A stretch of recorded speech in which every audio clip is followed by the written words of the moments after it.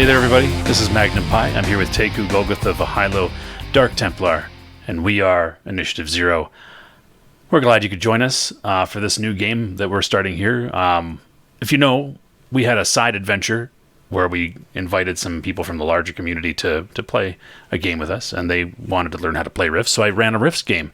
And a lot of people were inspired by that. They wanted more, and we were inspired by that too. We're like, we should play Rifts. So we are. And our Chronicles of Darkness game, we've just put on hiatus for a little while. It's not dead. It's not gone. It's just we're going to shift focus to Rifts, because we've been playing Chronicle Darkness long before we started this channel. How many years now have we been playing Chronicles of Darkness? God, 8 years ultimately. Has it been 8 years? Well, more than that. I started with you guys in 2013. No, but I mean like I started with you guys. Oh yeah, but I mean like a straight run, right? Straight run of Chronicles of Darkness. Like when did we play? When did we start DT's game? 3 years. Took 3 years. 3 years. Yeah, 3 straight years. Yeah. And then we've been playing this new one, for like year and a half? Well, was it that long? I don't know if it was that long. Maybe. I don't think it was that long. No? Maybe 7 months. Okay. Yeah, I think 7 months. So we've been playing basically for 4 years, right? Same system. So we're switching it up. And we've played Rifts together before, but it's been a little bit. This is, by the way, the Palladium Megaversal System Rifts, the original mechanics, not the Savage Worlds version of Rifts. This is, however, using Rifts Ultimate Edition, which I'll put a link below to Drive Through RPG. You can pick it up if you want. But most people that are going to tune into this podcast, I'm sure, are fans of Rifts already and probably already have it, but I'm going to put it down there anyway. I'll also include the HTML and other code for our character sheet that we're using. It's a modification of a sheet that's already for Roll20, but I've tweaked it to kind of make it a little bit better. So I'll put that down there for you guys as well as my character creation rules. We did a total random roll, right? Like how many characters, Golgi, were scrapped because of the... for me, I finally got it on my third character. Yeah. For Vahilo, I think you were 2 or 3, right? Yeah, this is the character that I have is the second one, because the first one was scrapped with. We just rolled two low on the other one, so we took 3. Yeah, so we did it all random, so it was cool, and the way the characters have turned out are great. So before we hop in, I'm just going to let you guys introduce your characters. We'll start in the top left of the screen with Portland, which I believe is DT's character. So yeah, I'm a Ley Line Walker, and I'm really into magic and stuff and walking these lays of lines, and that's all I really got. I'm not a dog though, so it's pretty fantastic. What's your alignment? I'm scrupulous. Okay, so you're good. Scrupulous. So I have scruples. You do. And what's your disposition like? Which characters? I'm easygoing, pretty laid back. That's pretty cool. Trusting. That's cool. Yeah, like give us that background info there. Like, how do you feel about the Coalition? How do you feel about non-humans? Oh, okay, yeah. What's so your purpose for inventing? My family origin's on Earth. My environment growing up was a small town outside of Relic, which is, well, for those who know where that is, has some actual connection to myself. Sad about the Coalition and how they're running things. A little suspicious about how they're doing things, and also I feel like they're a pretty good they're doing some things that are good, but they're not reaching or actualizing their best potential, I guess. Same as non-humans, I try to accept everybody, but I'm pretty wary of people. And my reason for adventuring is wanderlust and seeing the world. Cool. All right. And so we'll move over to Sir Luc. I'm Sir Luc. My full name is Lucatus Navita, or of the clan Navita. I'm a true Atlantean. However, I'm not as traditional as one might be. I'm actually a Cyber-Knight. I am, so in terms of disposition, I am a peacemaker. I really hate disorder. My parents arrived from, what was it, the ocean planet? What was it called? Oceania. Oceania, 90 years ago. I, however, am an illegitimate child, so that's interesting. Grew up near New Lazlo in Lake Ontario, so I've been to a bunch of worlds, though, because I guess I travel. But in terms of the Coalition, I really dislike and distrust them. I think they're fundamentally evil. Regarding the DBs and non-humans, generally speaking, I'm fine with them. They're not an issue. I've got a general fear and hatred of aliens that are truly not human. Like, I just don't really trust them. And I guess, given who now controls Atlantis, the creatures that what is it, the splur, what is it again? I can't pronounce it. Splugorth. Yeah, Splugorth. Kind of makes sense. Reason for adventuring, tradition, destiny. Basically, it's kind of what the Atlanteans do, right? We like to explore. Yeah, cool, very cool. All right, let's jump down to Taekcu and Senate. Alrighty. I am playing Senate, the Mind Melter. Pull this up here. I am running an unprincipled, tough guy, very cocky, self-reliant. Comes from a family with a strong psychic heritage in the general area of Lazlo. Generally dislikes and distrusts the Coalition, considering them evil, which, I mean, fair enough.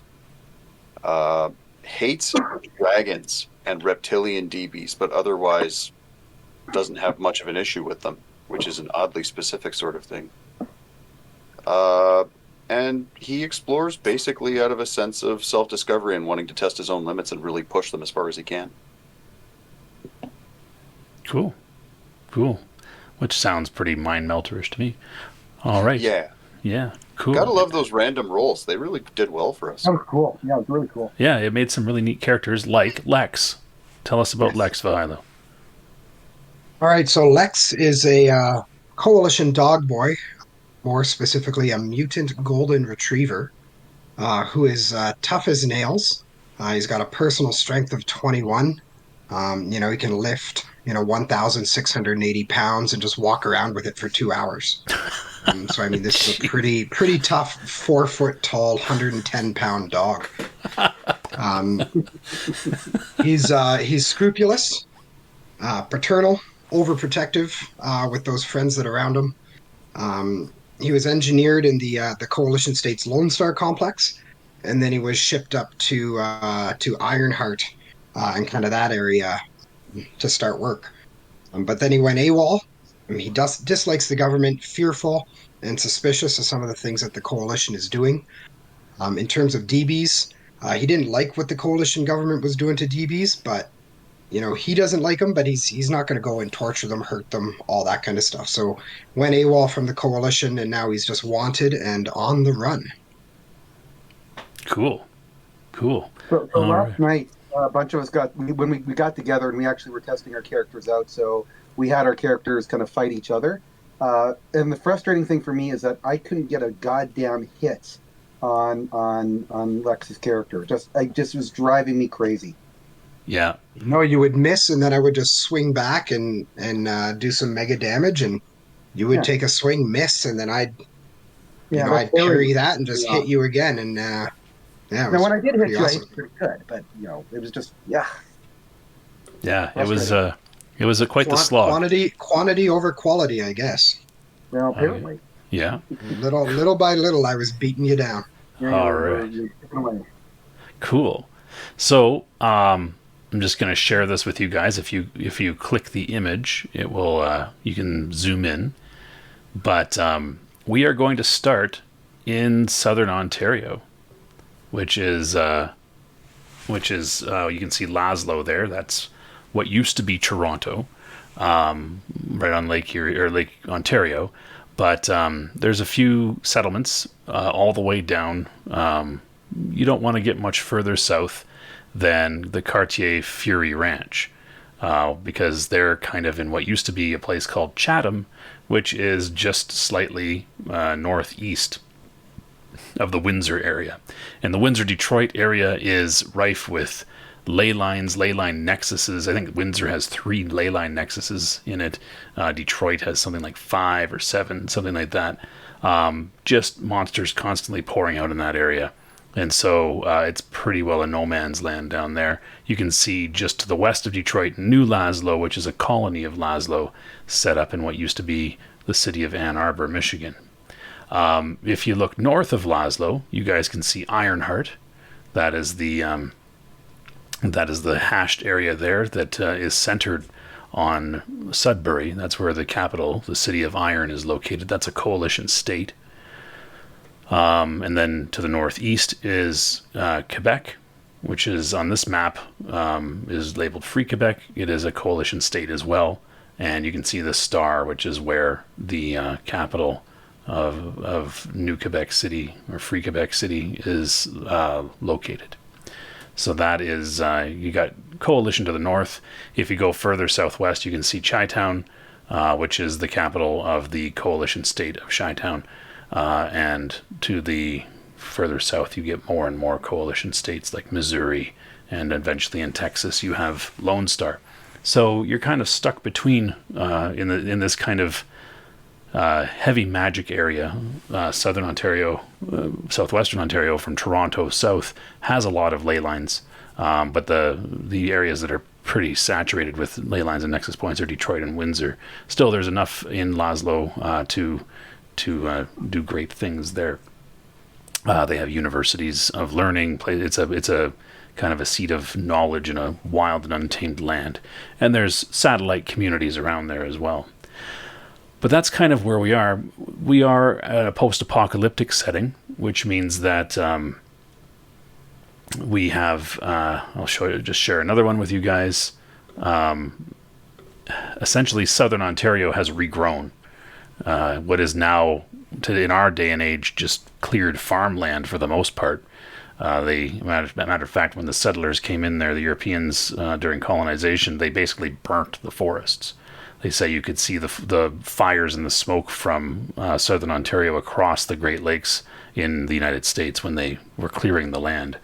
And it's all regrown though. So if you're traveling between so they're not even cities really, between settlements, you're mostly going to be moving through forest. It was a forested area before it was cleared, and there will be places that are cleared for ranching and for farming, but the vast majority of the landscape is now just forest. And in Southern Ontario, from Toronto south, is what's known as Carolinian forest. So it's a mixture of deciduous and coniferous trees, but for the most part, it's deciduous. So that's kind of what it is. We're going to be starting in the year 101 PA, which is post-apocalyptic. So it's basically been 101 years since the coalition has established itself and began to count. Basically, they say that it's the time when mankind rose up again from the ashes of the apocalypse. So it's been about 100 years, and it's August. So we're a little more than halfway through the year. All right, so that's kind of where we are. Just to give you guys a little bit of background, and for our listeners as well.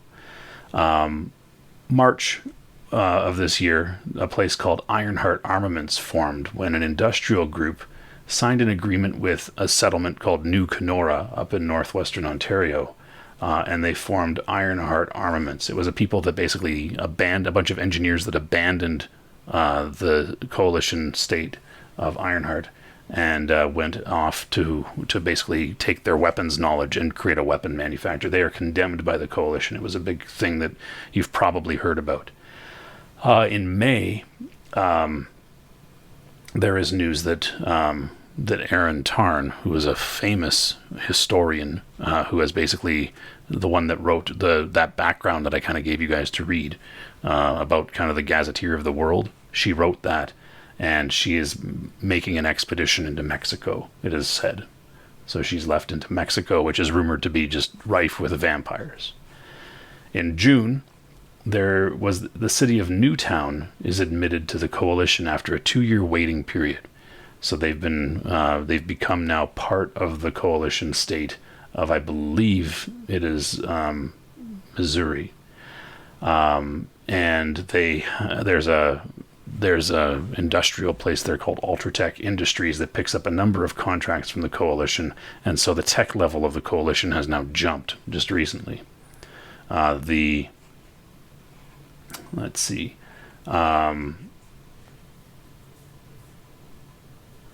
In July of this year,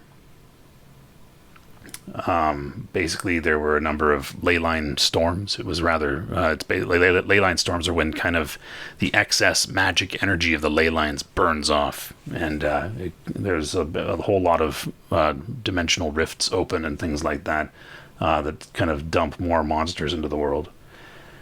And rumor has it, the reports that are being shared in and around Lazlo, which means you probably have caught wind of them, are that in August, just recently, coalition troops have been dispatched to Minnesota. And I'll put that map up for everybody. Right, they've been dispatched to Minnesota along the Iowa-Minnesota border, just south of Tolkien in the west of that map there. And Tolkien is a magical city similar to Lazlo. And the coalition has dispatched mutant dog pack troops, very much like our friend Lex, as well as Psy Stalkers have been sent to roam in Tolkien territory and move northward, basically claiming territory, disrupting normal order of business and things like that.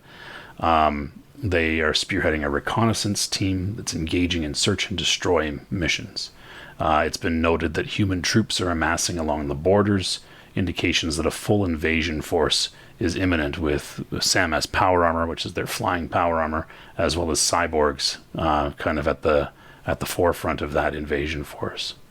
So this is kind of the news and the rumors that abound right now.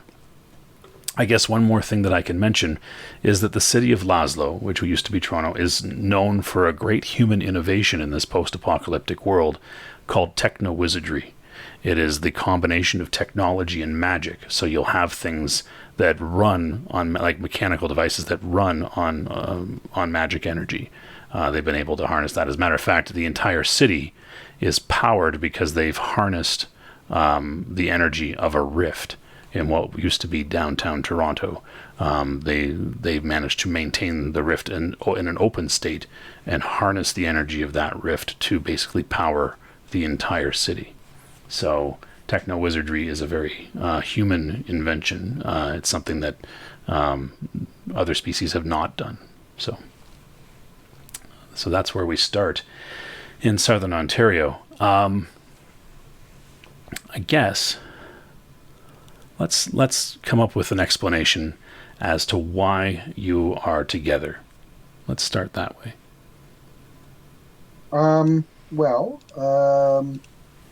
It could be based on the fact that, well, it could come from what we were doing yesterday, where the Ley Line Walker stopped us fighting. I suppose, but why? Then we have to come up with a reason why you were fighting. Like, I bet you I could beat you up. I bet you. That's right. Yeah. Yeah.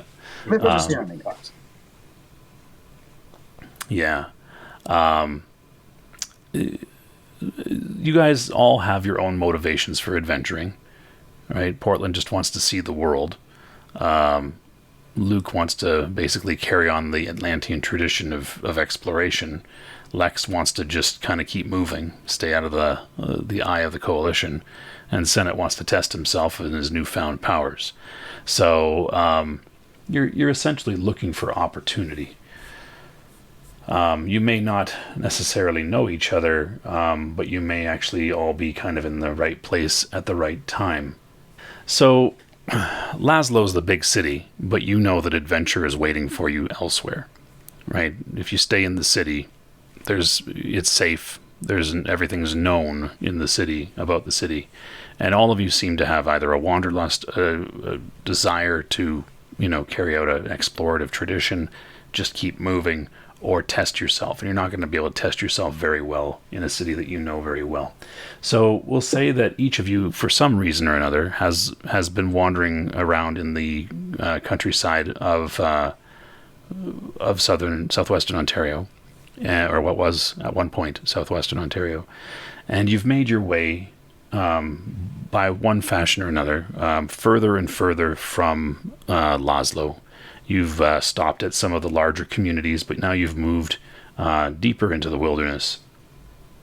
And yeah, you find yourself in a small wilderness outpost with about a half dozen homes, a trading post, and a lodge, and some stables.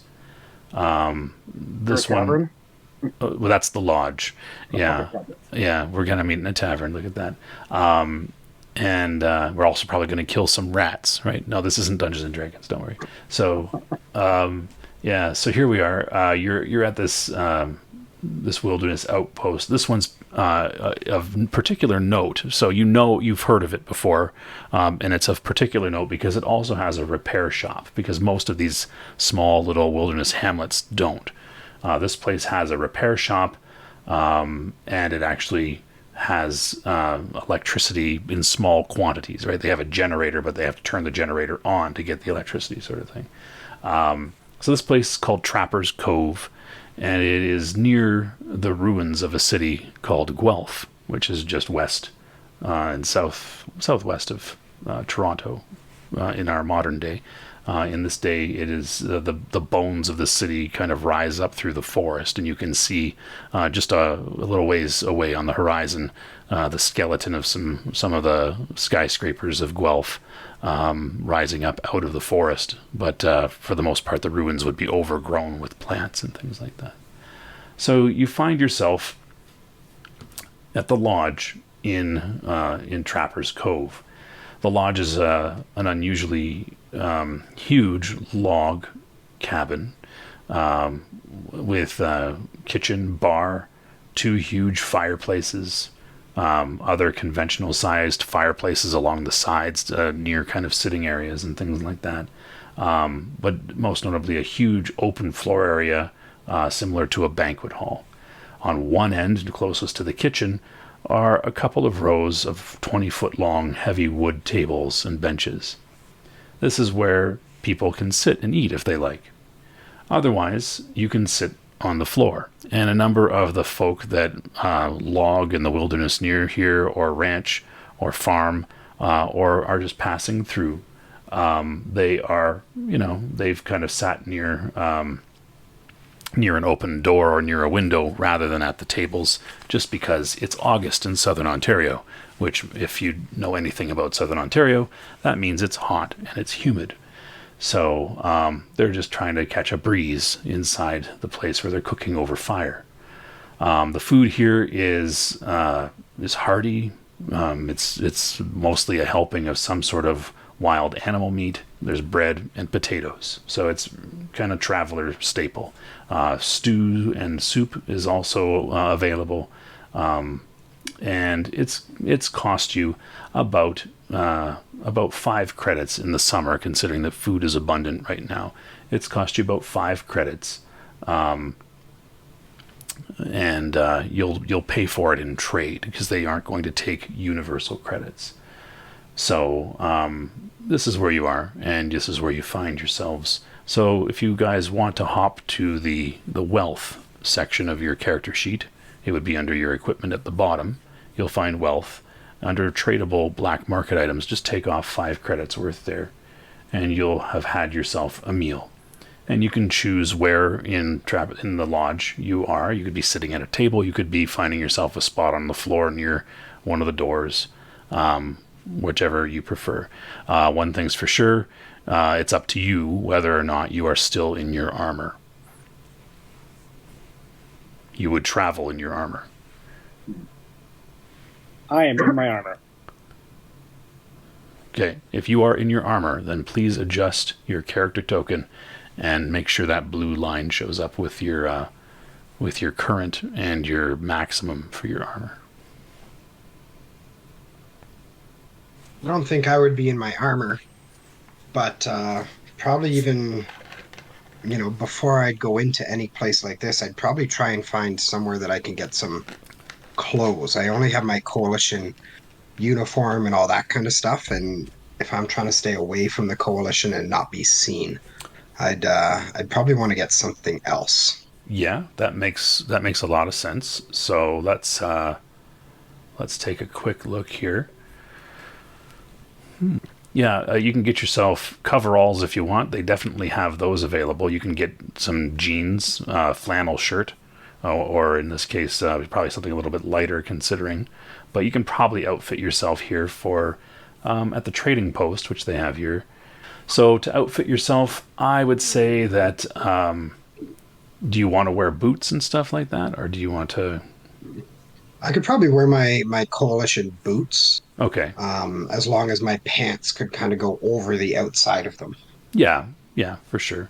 You could probably outfit yourself for 100 credits in trade, and then you won't have to pay for food. The food is free if you make a trade at the trading post. So Sure. so just you took 5 off, so just take off another 95, and you'll be okay. Okay.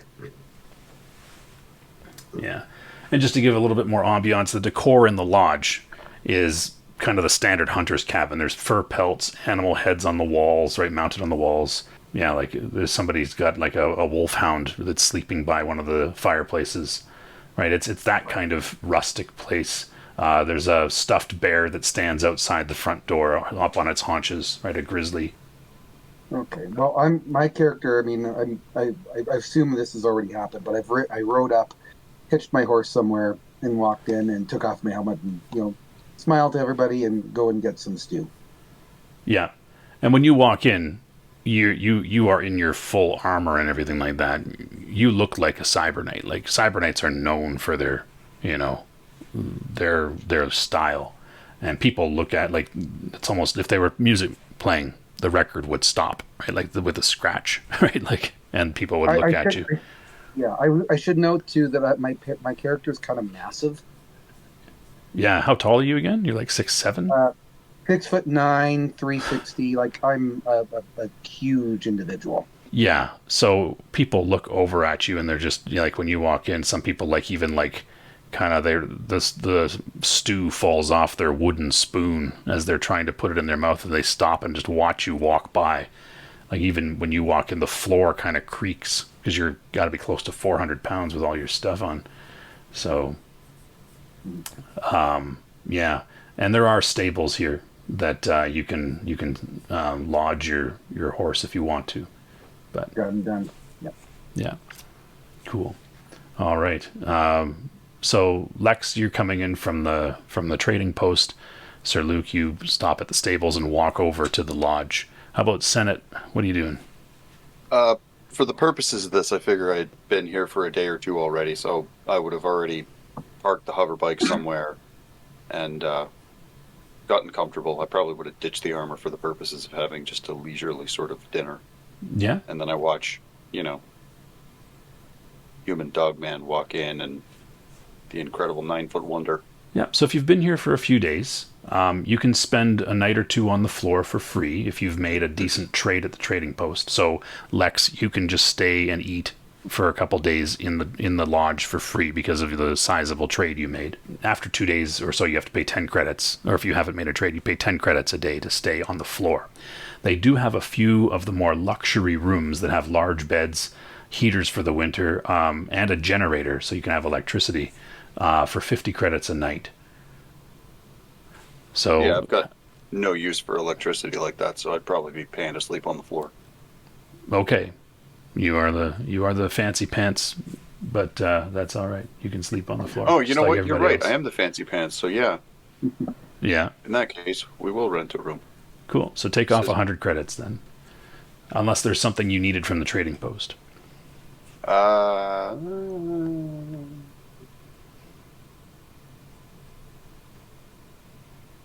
Off the top of my head, there's nothing I can really think of. Okay. Cool. I mean, I'm sure I'll regret that decision later, but... Yeah, no worries. No worries. That's cool. All right. So right now you're at one of the tables eating, I'm assuming? Mm-hmm. Okay, cool. And so, yeah, it's you've already taken off for the meal. All right, Portland.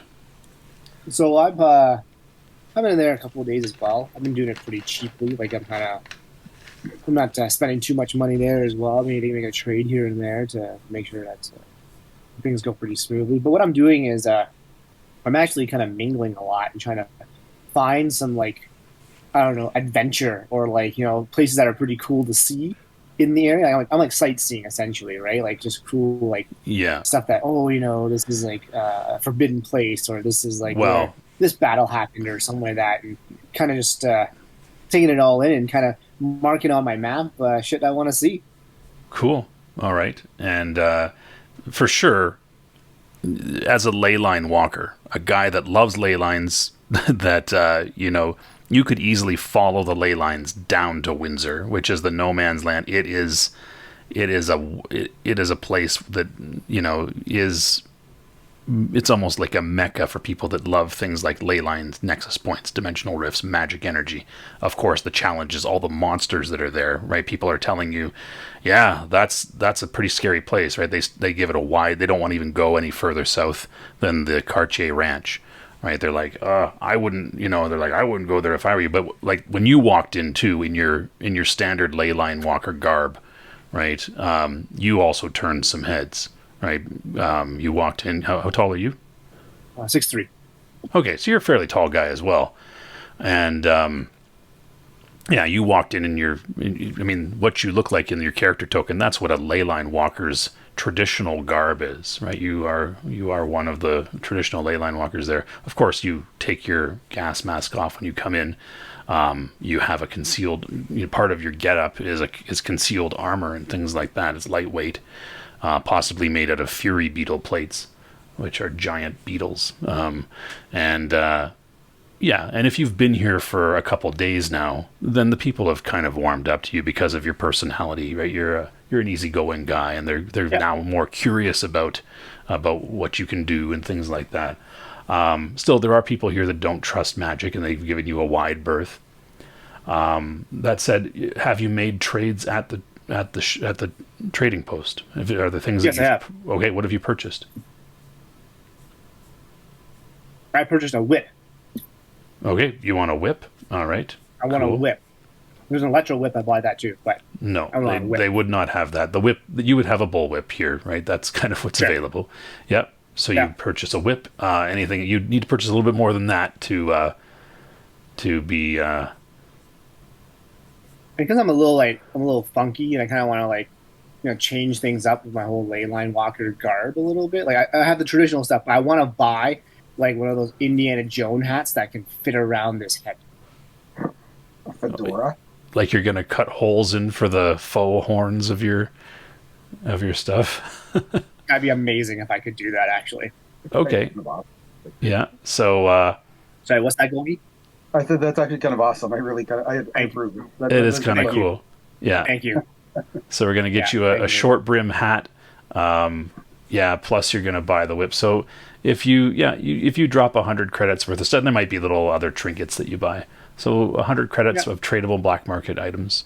That will get you a stay on the floor. But it won't get you a bed or anything like that. So you're basically rolling out do you have like a bedroll and stuff like that? No, I do not have a bedroll. Can I buy one? So they don't have bedrolls, but they do have heavy and light wool blankets. Your choice. I will take a light wool blanket. Cool. All right, that'll be another 10 credits. All right, 10 credits of tradable items. Yeah. Can I haggle? You can try. Yeah. All right, let's do it. All right. Go for it. I'm assuming you don't have a barter skill. No, definitely not. All right, haggle away. Haggle away. Where is it? Where would I haggle? If you don't have the skill barter, you literally role play the haggling, and that's it. Oh, okay. Hey, listen. It's a light wool blanket. I've already traded here a couple of times. Come on, give me a deal, man. But this is how I make my livelihood. I buy the wool blankets from other people and I sell them to for things that I can then trade to other people. I can get you. We also obviously make some money out of it too. Well, I have to make more than I paid for it, he says. How much you pay for one of these things? It looks counterfeit. Well, it depends what they're trading for. Counterfeit. It's actually a heavy wool blanket, but I'm Yeah, selling it as exactly. a light wool blanket. That's right. Exactly. He's already losing money on it. Yeah. Can I feel the wool blanket as I'm Yeah. feeling? I'm gonna be like, I don't know. It seems a little bit, made in this place that is obviously known for not good quality shit. Wow. And he's like, We're doing it. You're It's like- insulting them already? Jesus. We're doing it. yeah. He says, you're not very easy to get along with. But he says, all of the things I have here I've traded for. He says, but I suppose I can, and he kind of takes a couple of the trinkets that you put there back, about 2 credits worth. He says, if you give me one of those, and he points to one of the little charms that are hanging from one of your faux horns there. It has very little monetary value to you, but it does have kind of the significance of your kind of allegiance to Ley Line Walkerdom. So it's like a badge, like a It's Boy Scout badge. it's part of like your decor, right? It's part of your garb as a Ley Line walker, but it doesn't have much monetary value, right? You could make another one, but it just kind of cheapens you a little bit to be just an object of collectibles, I guess. object of collectibles. Yeah, I'm pretty easy going. I'll give him the trinket. If I want, and just trade him the trinket for that blanket. All right. Cool. So instead of 10, you pay 8 credits. Sweet. So, in terms of arrival, I kind of see my character being the last to arrive. Okay, that's fine. Well, you kind of are, because Lex was already kind of trading for clothing and things like that. You just rode in on your horse. So he would have been here, got changed where nobody was looking out of his armor and things like that. And so you guys have been here. So Portland, you've been here trading for a little bit, or staying for a little bit on the floor. You rolled out your blanket, essentially. You and Senate have possibly talked to each other already. Both of you having been here for a while. Have you or have you not? You guys decide. Well, more than likely, I think. All right. Cool. What have you shared with each other about yourselves? That's a good question. Mm-hmm. I mean, reason for being there, I assume. And that would... Yeah, which you guys both know about each other's characters now. Yeah. So. I mean, it's not going to line up perfectly, but it's not going to preclude us from getting along, right? Right. Do you reveal that you're a mind melter? I don't know that I'm going out of my way to hide it out here necessarily. Okay. You are a bit cocky, after all, right? Well, that's just it. And it's not like there's, Psy stalkers around. Oh, there Actively. are. There's loads of Psy stalkers. Oh, God. Yeah. There's actually up near Lake Simcoe is a Psy stalker kind of town. Why am I here? pretty This much. is a terrible place. Well, there's Psy stalkers wherever there's magic energy and rifts because they hunt supernatural creatures, right? Oh, So, okay. there's plenty of supernatural creatures around in these woods, so there's plenty of Psy stalkers around. Yeah, but there's no reason for them to be having to go at me either. So Oh, sure there is. They can feast you're off really making ISP. it easy for me. Yeah, You're they making can- this so easy for me, I am truly. Well, They feast fact off that he magic is- energy just as much as they feast off psychic energy. So Well, okay. Well, we've got that in common. How's that? There's our neutral ground. We've agreed to not eat each other's magical powers. all right, cool. Taking solace in the fact that we're both, at this point, not active threats to each other. All Which right, out here in the harsh wilds is just something worth enjoying. cool. All right. So the dog boy makes his way in. what do you do there, Lex? You get food. Are you sitting at the table, or are you over on the floor? Yeah, I'm gonna get some food. I want to try and sit, in a secluded corner. Okay. Like a I floor. want to sit with my back. Yeah, like with my back to the corner too, so I can see everybody that's coming in. Yeah, sure. So basically Try and kind of like stay in a shadow. by the front entrance corners, then basically on the floor, you sit there with your bowl of stew, right? Yeah. And you resist every instinct in your being to just put your snout in the bowl and eat, but you use the spoon provided.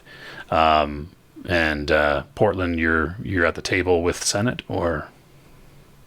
Yes, I am. Okay, cool. All right, Sir Luc, then you walk in, and the three of you guys see what is obviously a Cyber-Knight take his helmet off as he walks in and hold it under his arm. Look at everybody, big smile, and walk right up to the place to order some stew. All right.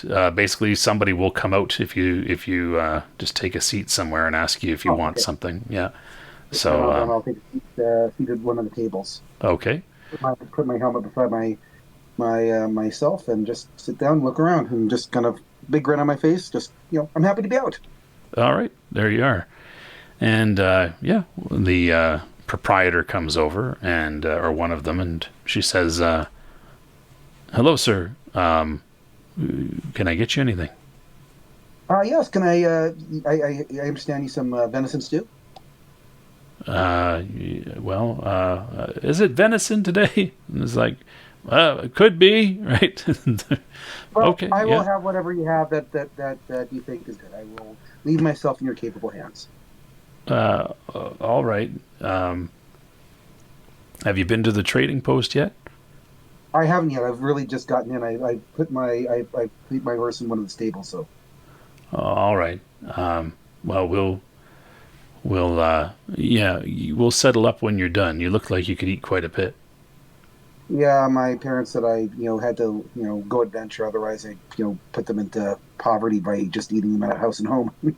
I assume so. Yeah, I assume so. I'll bring you a couple bowls then. She said. Thank you so much. All right, and yeah. So Cyber-Knights aren't wildly common, I expect. Are they wildly common? They're be that tall. Them to be that what? Sorry. Tall? No. Yeah.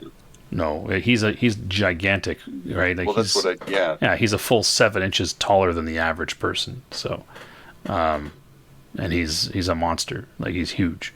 So she does come back with 2 rather large bowls, larger than your bowl and Portland's bowl, and Lex's bowl, and sets them in front of him with a rather larger kind of or more ladle shaped spoon than the others. They're just carved out of wood, right? That's. I'm going to look at it and say, well, I mean, this is 5, but I think this is far more food than other you would normally give. So, would you mind if I give you at least another 5?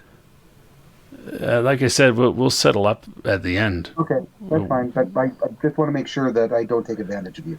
Yeah, Lex, your keen hearing picks up a bunch of guys sitting across the room from you, saying, "All right, I'll give you this if he eats 4 bowls." Right? Like, they're just taking wagers on how much he's going to eat. Like, just so there the 4 of you are. We'll open it up that way. I'll look over at Sir Luc and kind of. No, I'll look over at Portland and gesture to Sir Luc. And have you ever seen anything like that before? I don't think so. Yeah, me either. Say, where'd you He's get that? Sir? Where'd you get that fancy hat? Oh, I traded for it. Oh, nice. And check out this whip. It really brings out your horns. Thank you. Thank you.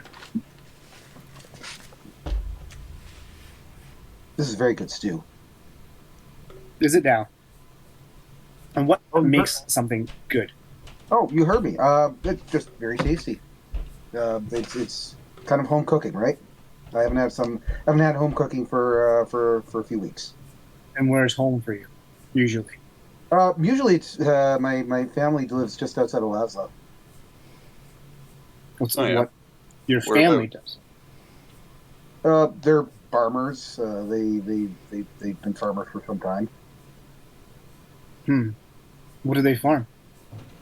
Uh, Wheat, barley, oats. It depends on the season. It depends on what the market's what's good for the market, I suppose.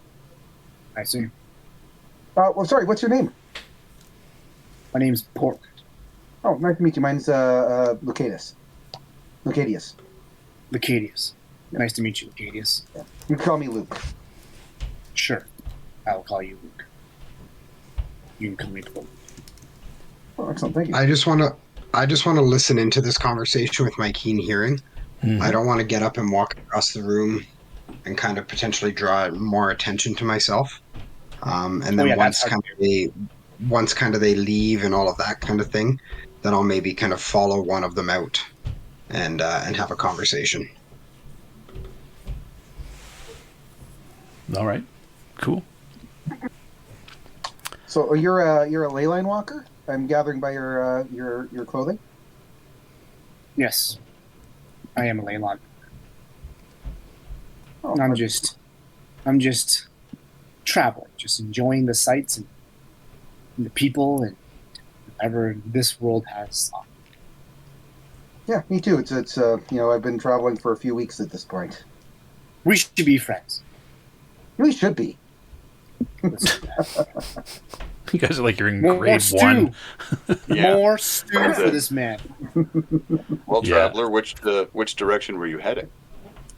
Oh, hello. I'm sorry, I didn't see you there. Sitting at the same table, yeah. I apologize. I didn't notice. I just talked to you. Your friends, right? You know each other? Not Sure. really. Well, I'm traveling. I don't really have a direction. I've kind of been wandering. I guess I've been heading south.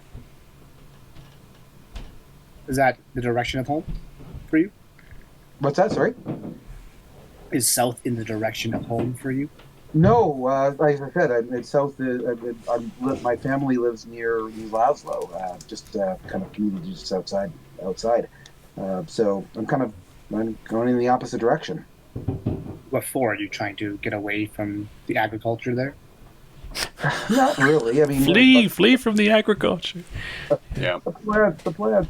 No. I just have this kind of desire to see the world. And honestly, there's bad people out there that I'm part of my profession, I guess you could say, is dealing with those bad people. So are you trying to find bad people? Are you like a bounty hunter of sorts? No, I don't know. Maybe you don't know. I'm a Cyber-Knight. Right. Yeah. Are Cyber-Knights known to collect bounties? Generally not. We just want to make sure the world's a better place. There's some wickedness in the world, and there are some people who need help. And, They're like peacekeepers, I guess. yeah, that's a good way to put it. Yeah. So if you're just a roaming peacekeeper, then I guess that'd be a fairly concise assessment of your situation. Okay. All right. I'm picking up what you're putting down. Yeah. I'm sorry, I didn't catch your name. Oh, I go by Senate. Senate. Nice to meet you, Senate. Nice to meet you. Portland, Senate. Yeah. And you're travaling as well. Just is there any direction? I don't want to imply or plot. Oh, no. Imply away. At this point, I'm just out seeing the sights and just trying to experience the world. Yeah. It's pretty Luke, dangerous. how do you know when you are around a bad person? You said earlier the stew was good. If the stew was bad, would it be like a bad person? Well, I think you judge a person by their conduct, don't you? I mean, you know when a person's. I guess it's being very, very kind of almost glib and to refer to good and bad.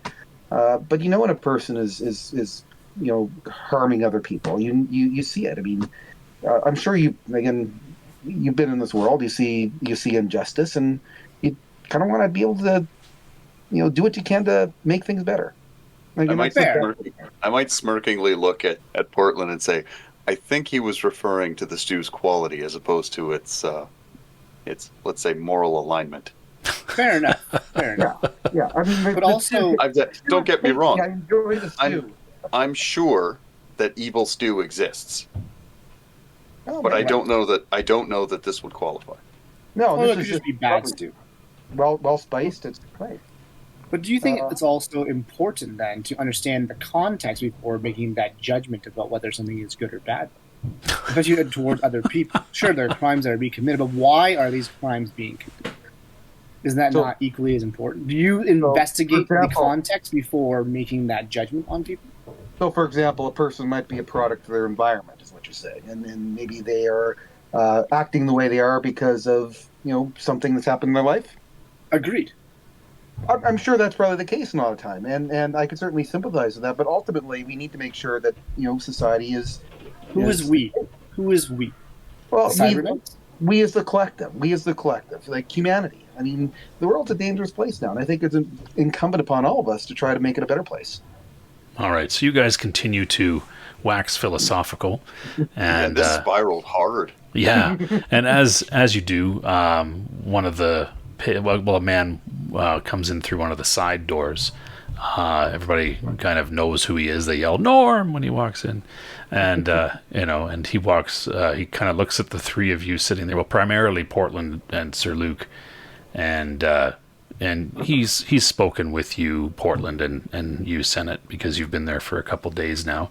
The actual outpost here has probably just over 30 people living in the area. Like, there's a few small families, and that's about it. And there's a lot of transients. And he kind of nods to you guys. All right, he's like, "Boys, you're still here." The stew's delicious, apparently. So that's why I'm here. I'm still here, according to Mr. Luke. Just here because I haven't moved on yet. Oh, well, glad to see you Sooner or again. You're a rather big boy, he says, looking across at Sir Luc. And I look behind me and go, oh yeah, I guess, genetics, right? You some sort of cyber-knight? Some sort of, yeah. Hmm. Yeah, my name's Lucatus. Nice to meet you. Nice to meet you too, Norm. Nice to meet you. And He's clearly the status quo. yeah, and he kind of goes and asks for a bit of stew as well, and he sits down and joins you and chatters like that. Lex, I'm curious if you could make a perception check for me here. Yeah, I can do that. Cool. Let's get back to my general sheet here. Yeah. Look at you. You are super keen. I can see all the things. Well, it's more that you hear something. You're seated there. The conversation, actually, these guys waxed philosophical. A few more locals joined them as they start debating the finer things of morality and stuff like that. But you're able to, you have very keen hearing. And what you hear outside just after the sun's gone down, so, they've put candles out on the tables and things like that. Outside you hear a soft thud and the faintest, "Help. Help." You also catch the whiff coming in with your nose through the doorway, sweat and blood, mixing now with the scent of the people in here, the body odor and the stew and things like that. Do I get the vibe that the people in this tavern, in the trading post here, would be willing to help somebody?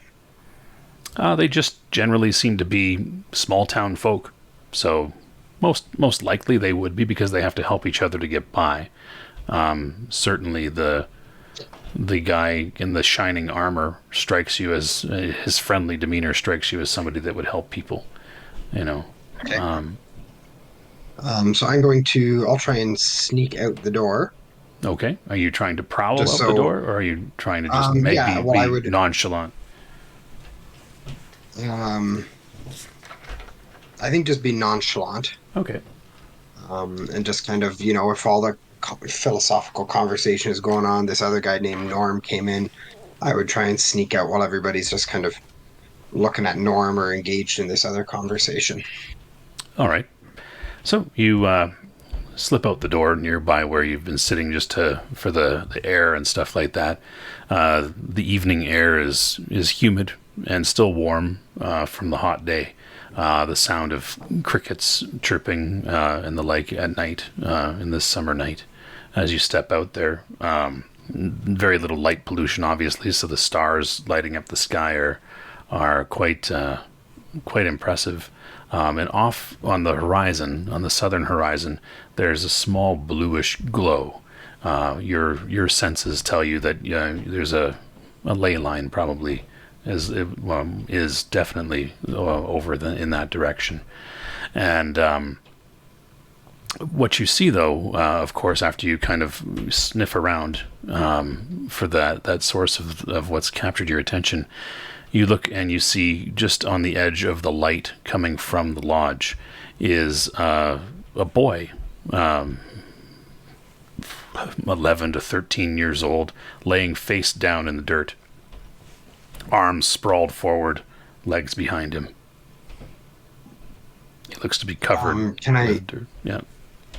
Do I notice anything else kind of around him, or does it appear that he kind of walked a distance and then passed out there? He was coming up the trail that leads to the lodge, so that's where he fell, is on the trail. So he likely was walking up, but there's nothing else around him there. The light is rather dim, so you can't make out much, but you can smell blood and sweat. For some reason, when you're mentioning that scene, I pictured that scene in Platoon. Oh yeah. When Willem Dafoe just kind of throws his arms at the end and just flops face down. It kind of, yeah, except with the lack of war in Vietnam. So. Fair enough. Yeah. Okay, so I want to move to this boy. Yep. Cool. And I just want to kind of like go down close to his ear and just say, what happened? Okay. You're gonna have to get much funnier as a dog boy. You should have walked over and been like, looks like you're having a rough day. Oh, Jesus Christ. Oh, Come on. You want dog puns. Oh, you want God. Yes, that's what we need now, right? That's doggist. Yeah. All right. So you go over and you kind of whisper in his ear. Now dog boys' voices are not. They're rather guttural, right? They don't have perfect articulation because you obviously have a canine muzzle that you've learned how to talk, and so you ask him if he's okay. What you notice is that his eyes are closed. His breathing is very shallow. And as you get closer, he's got a lot of cuts. There's blood on him, on his head, and on his in his clothes and stuff like that. He's not responding. Okay, so I want to pick him up. Okay, cool. And carry him into the tavern. Okay, you carry him in. When you walk in, people's heads turn. I guess, Sir Luc, your back is to the door because that guy walked in and you said he was behind you. So Senate and Portland, you guys will see this mutant dog carrying a boy, kind of Frankenstein style, right? Who's kind of he's unconscious, obviously, arms kind of and legs draped over the 4 foot tall dogs. Like the boy is bigger than the dog, and yeah, blood on the boy and everything like that. Lex, do you say anything or? Yeah, when I bring him in, I just want to say he was in the dirt outside. Does anybody know this boy? So I'll turn around as well, and my friendly demeanor will turn really concerned now, and I'll just stand up. Okay. Then I want to kind of walk him in and put him on the table that Sir Luc and everybody there was chatting at. Okay. Do I see the wounds? Oh yeah, he's covered in blood and stuff like that. Also note, those of you that with Sixth Sense, your Sixth Sense didn't go off. Helpful. I'm gonna take a look at the boy because I've got paramedics. So my first instinct is I see blood, I see him harmed. I'm gonna go into work and try to stabilize him. And I'm gonna hold my hand out and kind of gesture to the enormous, somewhat humanish individual in front of me and say, "Give me just a second." and I'm going to take a quick look and then use, I'll push all the stews out of the way, and then use Healing Touch. Okay, Healing Touch does have a trance period, though, right? Just read through the description. Oh, yeah.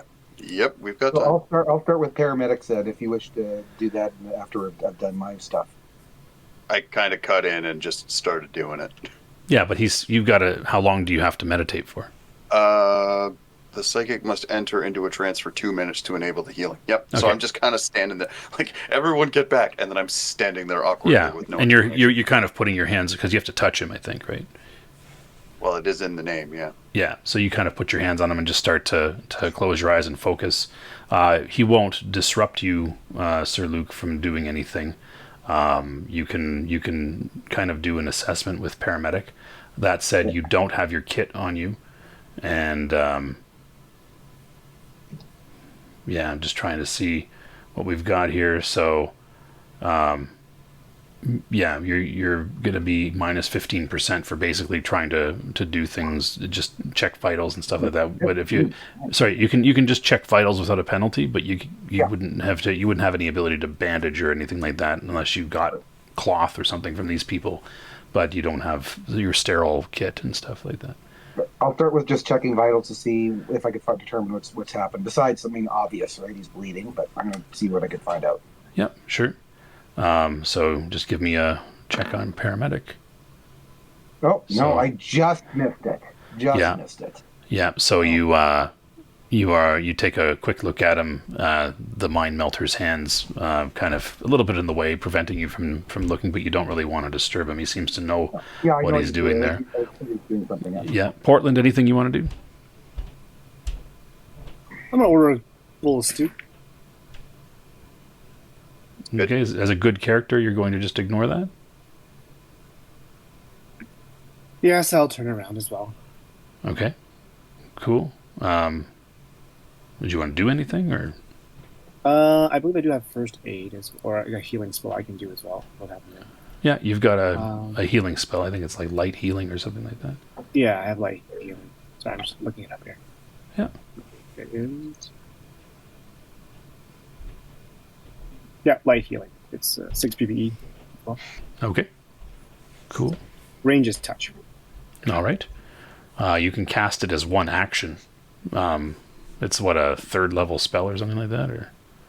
Yeah, it is. Yeah, so you can cast it as a single action, and just touch him and cast the spell, and blammo, you can roll. He's out of SDC, so you have to roll to restore some hit points to him. Yeah. Yeah, sure. 1d6 SDC, right? This is probably the single best table to drop this guy on in the entire region. Yeah, it's a D4 hit. What was that? It's a D4 hit points for him. That's why I did it. Yeah. Oh, it's 1d6 SDC. That's right. He's down to his hit points, so you have to heal hit points first. Oh, okay, so 1d4. Okay. Yeah. Okay. Yeah. Sounds good. When he's done that, I've got something to say. 2. All right. So immediately you just walk up, you kind of mumble your magic words, you draw together that sort of blue-white energy that surrounds your hands, and you lay them on the boy's temples and infuse the energy into him. Immediately, the tiny cuts, the bruising, those sorts of things, they heal. Doesn't, of course, get rid of the blood that's lost, but his breathing becomes less shallow and just more like he's still unconscious, but his breathing becomes more regular. So I'm going to turn to the dog boy and say, "Thank you for bringing him in. Did you what happened? Did you see what happened?" I didn't see what happened. You guys were talking what sounded to me like nonsense. And I heard him. I heard him outside. I smelled him coming up. And by the time I got out there, he was just laying face down in the sand. Oh, God, thank you for being alert. I feel awful that I wasn't myself. That's bizarre.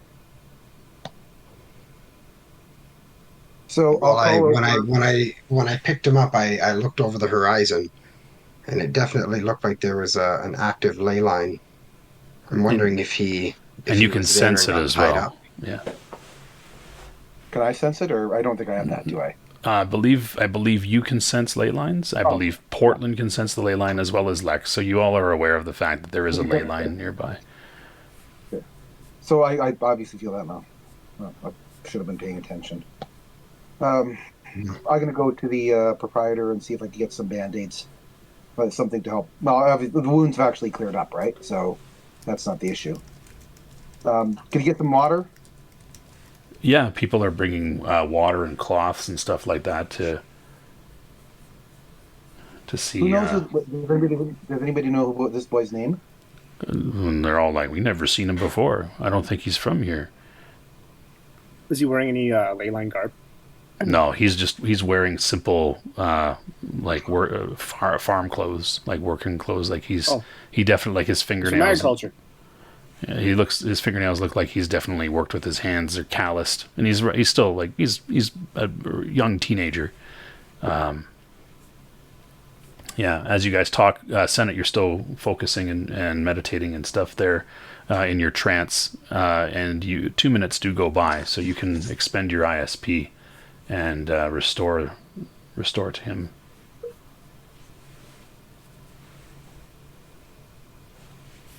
All right. Spent. And let's see what it does specifically. 2d4 hit points or 2d6 SDC. Well, if he's down to hit points, then it's probably better to do hit points. Yeah.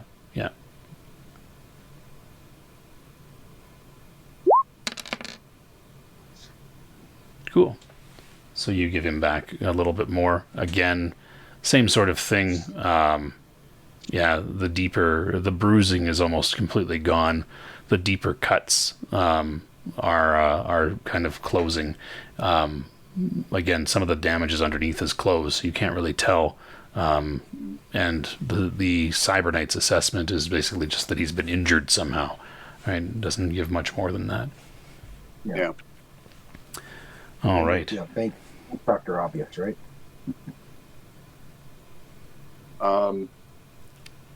So is he, to my eye, stable at this point? Yeah, he looks like he's just unconscious. Probably he's just he looks more exhausted than anything now. You guys have given him back 6 hit points, which even if he was, if he was at 0, that is, 0 is stable, right? If he's below 0, he's dying. So you've got to have bumped him up. He looks again farm boy kind of build. So he looks like he's got a good constitution to him. He looks like he's got a decent amount of physical makeup. So he's probably got an above average physical endurance for his age. So he could probably take quite a licking. But definitely something assaulted him. I'm going to walk outside to see. I can sense the ley line. I'm kind of going to go out to see what Lex would have seen. Okay, you step out there again. I'm gonna follow him out the door. All right. Yeah, you guys step out there. There's again, Yep. it's past the horizon.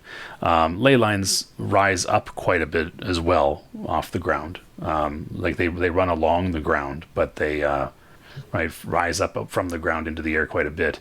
And they're quite wide as well. You can't actually see this ley line. So the ley line is beyond the horizon. So it's probably about close to 10 kilometers away.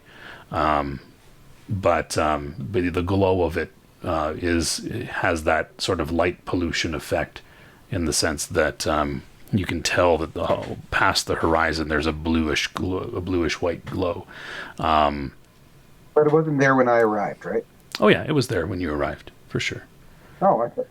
Okay. Yeah, I failed to mention it. Sorry, I apologize. Oh, okay, fair. Yeah. That's fine. Yeah, like the place, it's not uncommon to find a ley line in southern Ontario. Right? Yeah, okay. Yeah.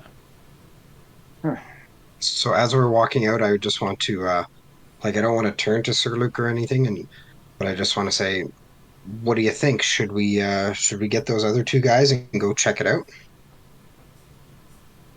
I think we have to find out what happened. Yeah, I have no problem doing that. I just think if there's a way that that young man could regain his when the young man regains his consciousness, maybe we can find out what happened and make a deal with it then. Right now, we're kind of running blind. We don't know what happened. You said you just found him out here? Yeah, like you can see where his footprints are there in the dirt and sand and where he fell down. Yeah, and I see the impression, like, so basically just prone, right? Yeah. Yeah. He And just when collapsed. I got to him, he wasn't saying anything. No, he was pretty bad shape. I don't know what would happen. But yeah, I think this is something worth investigating. Well, sorry, I don't know what your name is. Can I go out and... I'm Lex. Hi, I'm Luc, Lucatus. Just call me Luc. Hi, Luke. Thank you. Can I go down and start sniffing around those tracks? Yeah, you can track him back to where he came from if you want to. Every so many every distance you have to make another roll or so. Let's see what your ability says here. You're going to track by scent, and It's not psychic or anything. It's just superior smell. yeah, I'm just seeing what it says here. I can follow one that is 4 days old.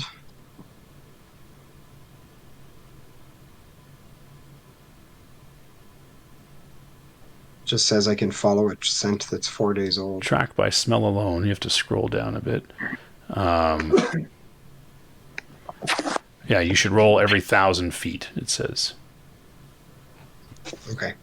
2 successful rolls out of 3 means the trail has been rediscovered.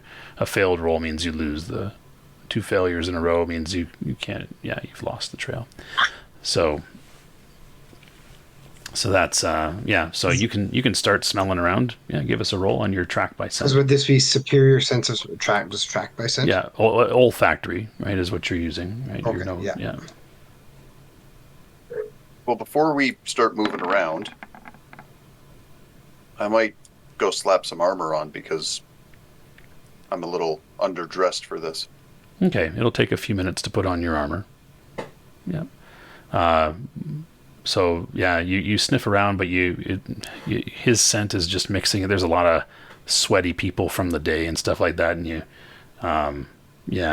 the blood, and everything like that is, it's just there's too many things, too many new smells. It's hard for you to follow. You could make another check in a little bit. So can I just say to Sir Luc, well, I can't really pick up a scent here, but maybe we can follow his footprints, and when we get a little bit outside of this area, we still might be able to follow some footprints and pick up a smell at that point. We can find out where he was, where he came from, what did this to him. So I'll turn to him and nod. Yeah, that's a good idea. So I've got wilderness survival. Does that involve any tracking in that or anything? Not really. It's usually tracking is what it would be. It's tracking humans. You can use track and trap animals to follow tracks. Portland, is there anything you wanted to do? I think I'll probably go with them to see like what's like when he's going to go not sniff, but to track where he came from or whatnot. I'll probably follow that as well. I'm pretty interested in this ley line as well. Okay, cool. So we see enough of a trail that we don't even need to do much tracking yet. But when we get further away, they trying the scent again. Yeah, I mean, it looks like he. Oh yeah, it's nighttime. The sun has set. Can I turn on my? I'm going to then use my. Yeah, I'm going to use my globe of daylight then. Okay. You cast Globe of Daylight. It only lights up a 12-foot radius, I believe, at first level. Or 12-foot area, sorry. So a 12-foot diameter. If it's getting dark, then I want to be able to see and help out in that way as well. Yep. And and when you do that, it certainly illuminates things a little bit more. You can see that you can see the space where he collapsed in the trail. It looks like he was walking up the trail from the main road. Well, no, there's not even really a road, but the main trail. He was following the footpath that leads up to this lodge, it looks like he came in from the northwest, which basically would be the other side of the of a house that has a rather large garden animal pen. Is the direction it looks like he was walking from. But if any of you have tracking or anything like that, that would be the way to go. Senate, you left the boy on the table. So you guys have left him in the care of the townsfolk that are and the other transients. Norm specifically. Norm seems like the responsible sort. Yeah, sure. Okay. So yeah, I'll go get kitted out and then head outside. Spot that it's getting dark out. Realize that's probably not ideal, and just give this a read here. Well, you do have a night vision. How long does that last? You also have telepathy. I do have telepathy, and I was wondering about that, but it's surface level thoughts. So I figured, given that he's unconscious, I'll give her a shot. I'm all too happy to do that. See Aura was kind of an interesting thing as well. Yeah, you could try that. Yeah, I'm just trying to see what we have there. Yeah, so it's the thoughts that are in the surface. Yeah, if he's having dreams though, right? As he's unconscious, you would pick it up. Yeah. Yeah. No, you know what? We'll do that. I'll just gesture to the others. Hey, hang on for just however long this is going to take, and then I'll go back and I'd probably make a show of it. So it's kind of a, Norm, I need you to keep an eye on him, but before I go, I just want to do one quick little check here. I mean, they've already seen magic and whatever passes for magic as far as my performance. Oh yeah, a lot of people are, just like some of them are kind of standing closer to the doors, kind of holding their stuff, watching. Like it's almost for them like a car crash. Right, yeah. You've got a line walker that cast a spell on the boy. Another guy that was putting his hands on him with his eyes closed for a moment, and all of a sudden the boy heals a little bit more. So you spend for your telepathy then. Mm-hmm. Okay, and you touch your temple, right? Rather dramatically. Yeah, and the boy's Mind thoughts. Well, not quite. That's a different power, but yeah, you are able to pick up on the surface thoughts of this boy, who is rather unconscious, and he. Just want to see. Where's telepathy here? Hello, telepathy. He would not be aware that you're reading his mind, so it's he's not able to resist at all. And yeah, you're picking up kind of a sense of I need to get away, need to get help, right? Don't worry, Mama, right? Things like that are racing through his head. Yeah, you can hear kind of those sorts of things as he struggles. While this is going on, I'll kind of talk with the townspeople, even the proprietor. I mean, he's plainly a farmer. He ran here, so he couldn't have come from too far out. No one knows him. Man, they look at each other. I don't know. Is there a homestead nearby, a farmstead, anything along those lines?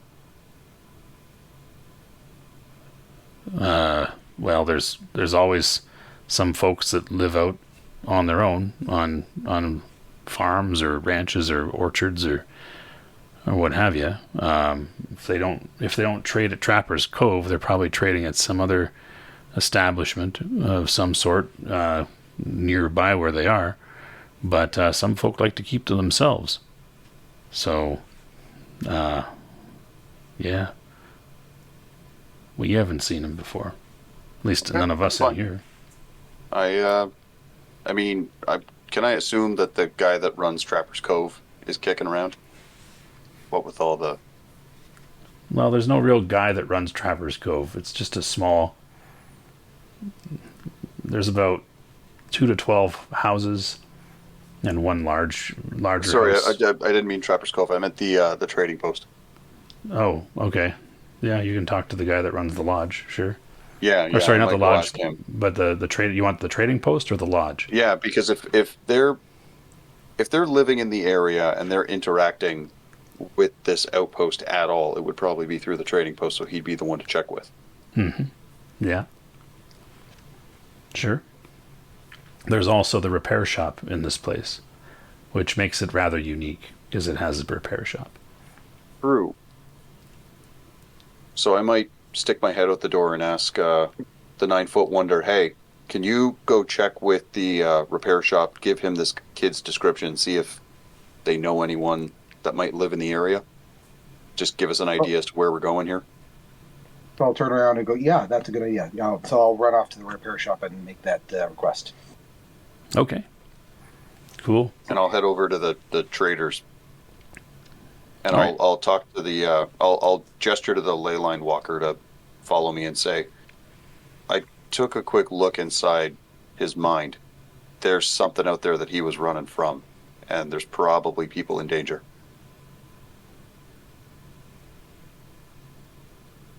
Well, it sounds like we should do something. Well, I think that's what we're gearing up to do. I just want to give us a better direction. Any luck with the Dog Boy's snout? Do you ask the dog boy or are you Ask asking him. Portland? Well, I haven't really met the Dog Boy yet, and he's presumably coalition, so I'm a bit pensive about. I think I was just out there with Luke. I don't know if anybody else was out there.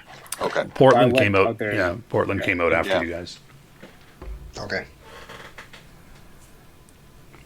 So yeah, was he able to give us a direction, or Ask him. I just lit up the place. no? Was the Dog Boy able to pick up his scent? Yes. Seems like that's over here. Okay. All right. So when I get into the trading post, I'll pass on his description and see if they know of someone matching Yeah. his appearance. So you get up to the trading post. Likewise, Luke, you get up to the repair shop. They're definitely. I mean, it's dark now. They're definitely closed up. You have to give a rap on the door, and a light comes on in the back, and the proprietor comes to the door with a candle. In each case, they're pretty much done for the day, right? So the repair shop has an older guy. You can tell that he typically works with machines. He's got kind of grease-stained hands and things like that. And he looks up at you, Luke, as you stand there towering over him, and he says, you Cyber-Knight? Yeah, yes, I am. I'm very sorry to bother you at this time of night. There's been an incident. That's no bother. It's an honor, sir, to have a Cyber-Knight on my door. Well, thank you. And maybe you could help us. There was a young man. We found him prone. Well, we didn't find him. Another individual found him prone, brought him in. He was very badly injured. We're trying to determine if anybody knows who he is and where he comes from, because we're trying to figure out what happened. Perhaps you might know him, or maybe not know him, but maybe he's familiar. Would you mind taking a look at him? Yeah. And he hollers back, Jimmy! Philip! Get some clothes on. We're heading over to... Where'd you have him? At the lodge? Yes, at the lodge. We're going over to the lodge. Boy's been hurt. Right? And you hear it rummaging in the back. All right, Dad. Right? And you can hear rummaging around. And the like. Senate, you walk up to the trading post. Similar sort of thing. You rap on the door a couple times. Eventually, you can see a light lit as a door. Light shines in as a door opens through. You kind of peering through the window, and somebody comes to the front door there, and opens up and sees you in your armor there. It's like, we don't have... Oh, it's you. he says as he kind of recognizes your face from being in town a couple of days. Yep. And I'll apologize and say, someone's been hurt. They're from the area somewhere, but no one seems to recognize them. I was wondering if you could have a look. They're probably from a nearby farm or homestead. We're getting the impression that someone's in trouble. Someone probably needs help. So if you were able to point us in the right direction, that'd be really helpful. Yeah, where's he at? He's over in the chow hall. At the lodge. All right. Yeah, let me just get a shirt on. No, thank you. I'll meet you back there. All right. Lex, there you stand, still kind of, people seem to have dispersed from you a little bit. What would you like to do as they kind of move on? Well, I think I want to get go and get wherever I stashed my armor and all that kind of stuff. I don't know if it could fit all into my backpack. Yeah, it's a bunch of flexible plates. You could probably tie them to your rigid plates rather, non-flexible plates. They do have, obviously flexible components so that you can put it on, but you can kind of strap it to your backpack sort of thing. Yeah, you might even be able to kind of drape the knapsack over your backpack to try to cover it up, or lay the backpack on top of the armor so people don't see it. But yeah, and then you've stashed your pack somewhere, right? Yeah, so I want to go to wherever I've stashed it, and then being a dog, make my way back out. Being a dog, you probably buried it. You dig pretty fast, so. Or dig partially under a building or a tree or something like that. Yeah. Yeah, I'm thinking if they have a skirting around the building, and just dig under the skirting and stash it kind of under the building. Yeah. One of the more... Yeah, so I Go ahead. Yeah, so I want to go get it, and then just kind of start following the footprints. Okay, are you putting your armor on? Not yet. Okay. It does take time to put armor on, that's all. So you gotta... I don't want to put it on until I'm farther out of the city, because I don't want the coalition armor to be seen. Yeah, so Senate, you put your armor on. Can you just adjust your character token to reflect that? Yep. Cool. All right. So so you've kind of gone. Portland, what are you doing there? I'm not really sure actually what I'm doing. I'm already armed up. I say, have my armor on? I'm not. Yeah, it's part of your garb. Yeah. Yeah. I don't know. You're still standing out in front of the lodge in the night sky. You can see the glow of the ley line off, past the horizon, past the southern horizon there. That's kind of where you are. The dog boy seemed to have gone off somewhere. The other two went out to get other people in town to see if they can recognize this kid. Right. So as a ley line walker, do I have any connection to that ley line besides just being able to feel it? Do I know other things that may have come out of it, or can I? I'm not sure. No, that's cool. So nothing usually comes out of a ley line. A ley line is just like a river of magic energy, but not that it's in the ground like a river. It rides on the surface. Okay, ley lines. They tend to be about they're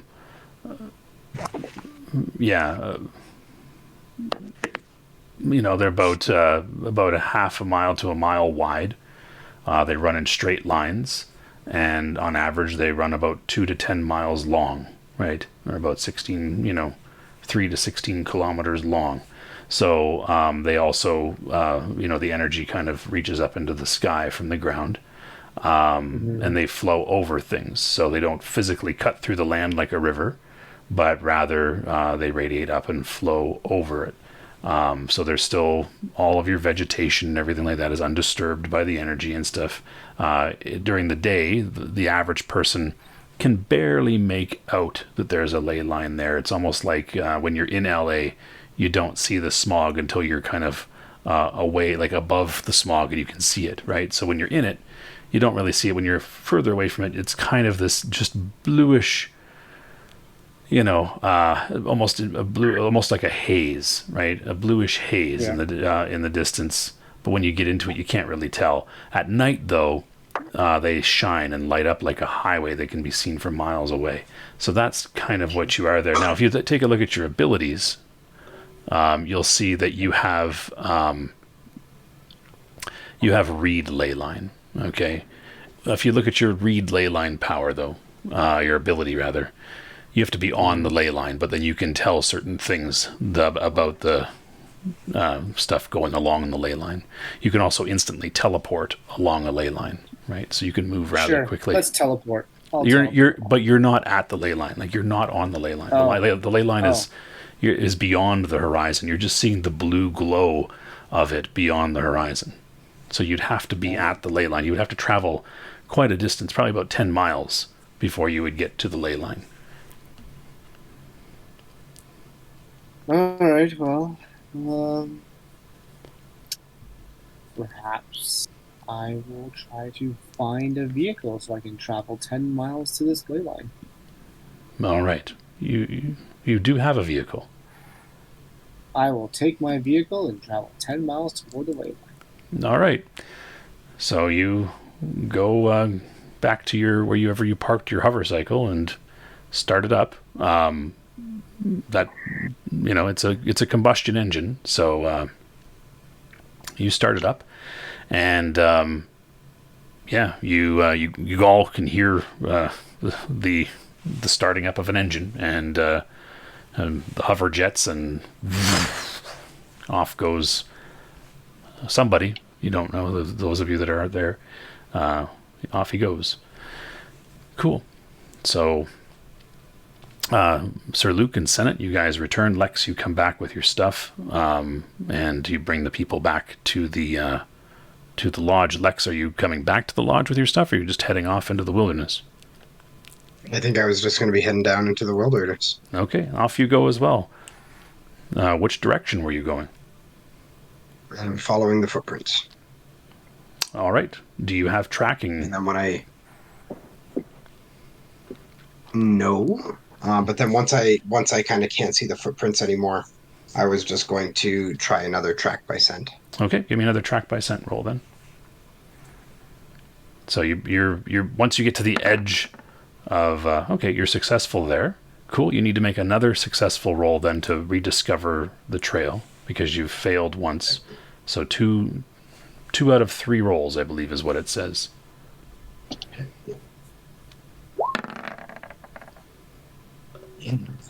Just going to get back to that there.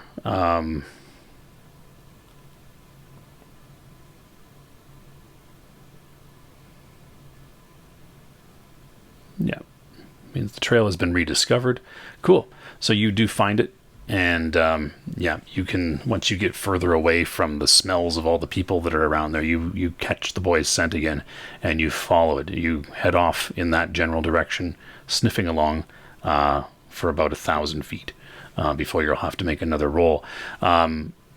Senate and Sir Luc, you bring the folk back into the lodge there, and the older men don't recognize him, but one of the sons of the mechanic there says, I remember seeing him, but like last year. He was a lot smaller then. Came in with his dad. They were towing in. Well, you remember that they towed in that. Well, it was an old car, but they had it built up to be a generator. They had the engine in the car set to and they needed the engine fixed. Oh, right. And then the old man's like, "Oh, I remember. Yeah, they're from a ways. They traveled a long time to get here. They said they traveled over a day to get here, maybe 2. They had the horses hooked up pulling the vehicle. It took them quite a while. But any indication whereabouts they came from? They probably follow the main road. I think they said they were on a farmstead, like southwest of here. All right. Yeah, in the direction of the ruins of the other city.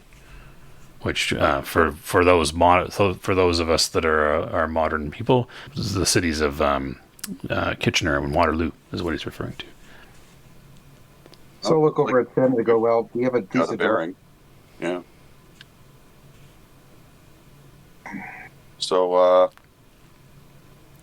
I guess we should head on our way. Well, where's the Dog Boy and Lex, I think his name is, and Portland.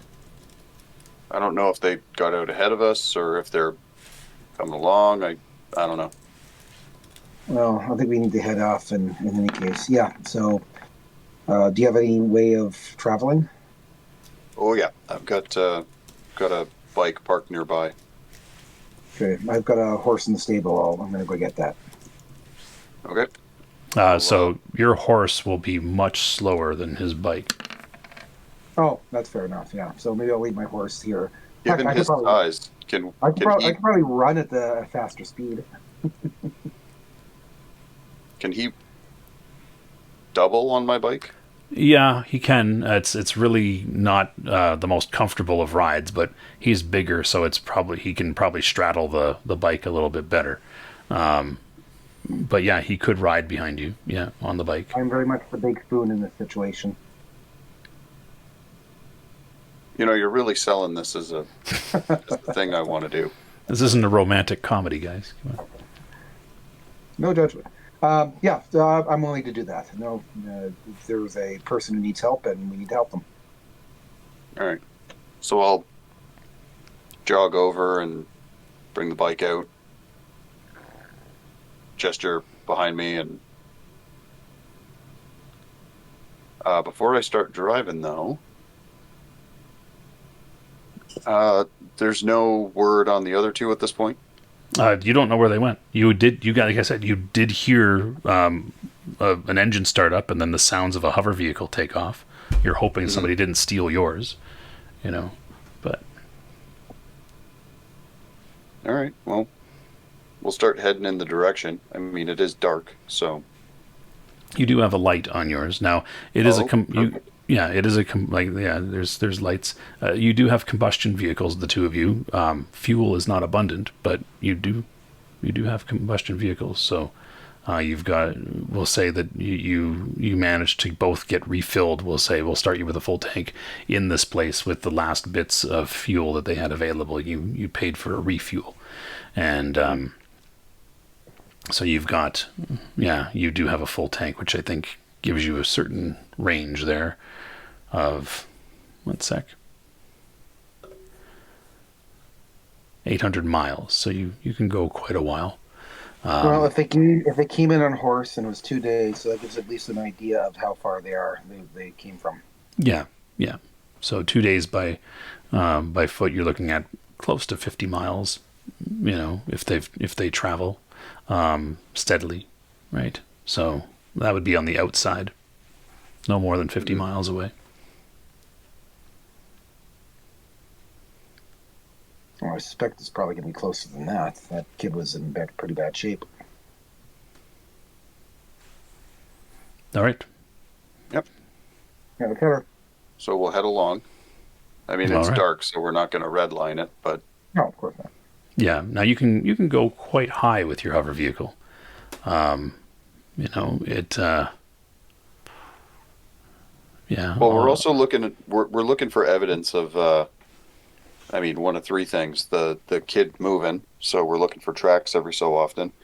We're looking for the dog boy who might be on the trail, might not, or the walker who might be on the trail, might not. Yep. So there, like I said, it's not really a road so much as it's kind of a well-worn path that people take, right, to connect to other places. So you can follow that. Most people who are traveling are going to follow the path of least resistance, which is that, right? So you can do that.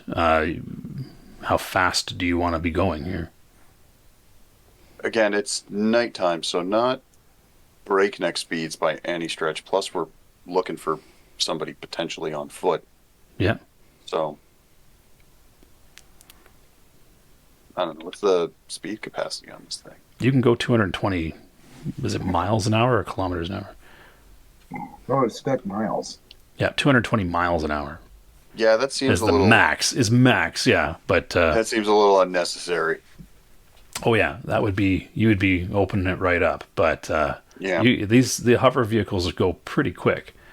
Yeah. But you do have a passenger. It is dark, so it's really up to you. And the passenger is kind of weighing it down. Yeah. Maybe what's doing conversions in my head? Maybe about 50 kilometers an hour, somewhere Okay. in there. So a good clip. 50 or 60. Yeah. Okay, while All he's right. doing that, I can do what I can to, find anything any clues, or even looking for the other two. Yeah, for sure. So Lex, the trail pretty much leads along the road that you can smell. But what you do hear is the sound of a hover engine coming up behind you. Your danger sense doesn't go off, or your sixth sense doesn't go off. I don't know what you want to do there, but Can I recognize either of their psychic scent? they're moving pretty quickly. But Okay. when they get closer, you could see if you recognize that. How far out of the little town there am I? You've only gone about 1,000 feet, right? Because you're following a trail, right? So you're not Yeah, but running. that's like 300 meters or something like that, right? Yeah. I mean, I guess Ish. give me another roll on your track by scent there, olfactory, Okay. just to see, because they kind of were deciding what they were going to do and stuff. So yeah, so you went 2,000 feet or so, so almost a half mile, right? But that's pretty quick for So them to catch up on you. Yeah. yeah, so at this point, I think I want to I want to sit and start putting on my armor. Okay. Like So I'm far enough out from the town that I want to put my armor on. okay, cool. So you start doing that, and that's when you hear the sound coming, and you can kind of sniff as they're coming closer to pick up their psychic scent. Okay. Mhm. So So would that they're not be- using their So superior sense of So smell, just sense. recognize psychic scent specific is what you're going for. You only have an 8% chance, Oh, right? yeah. Yeah. We'll see what happens. Yeah. And you can roll once for each of them. So there's 2 cents there. Okay. But, yeah. Yeah, you don't. There's no psychic scent that you recognize, but you guys, you're off the side of the road. You figured you were far enough out. You're not really rolling to hide or anything like that. You're just, you guys are doing going 50. I guess. Give me a perception check there, Cyber-Knight. Let's see if you can pick up the dog boy getting into his armor on the side of the road. Perception, that's skills, right? No, it's under your general. Nope. It's on the right hand side. Right, okay, that's right. That's the okay. Oh yeah, yeah. You see him as you're approaching the golden fur in the light, right? As he's kind of sitting down on the side of the road, putting on his, his knee pads and stuff like that. So kind of make my son. Hey, set it. There's Lex. Maybe we could stop. Set down for a bit. Who or what is Alex? The dog boy, the one who found the boy. Oh, okay. And I'll slow her down, throttle down, all that good stuff. Yeah. All right. So you kind of bring her down beside him there. Is everybody cool seeing the fact that I'm putting on coalition armor? I mean, I'm a little Well- curious. From my point of view, I mean, you're a dog boy. I mean, I kind of had a suspicion. Yeah. You've They not don't- done yeah. anything yet to, harm anyone. Matter of You're fact, you've not- done a lot of good. Yeah. You've not made a show of. So I'm going to look at him and kind of just smile and go, AWOL? I'm just gonna, look back and just give a slight head nod, and then just keep putting on my armor. Out of the same thing. So this is the right track then. Obviously, we're on. So far. All right. Where's the other guy? We don't know. We thought he might be with you. No, I grabbed my gear and I started to find a path.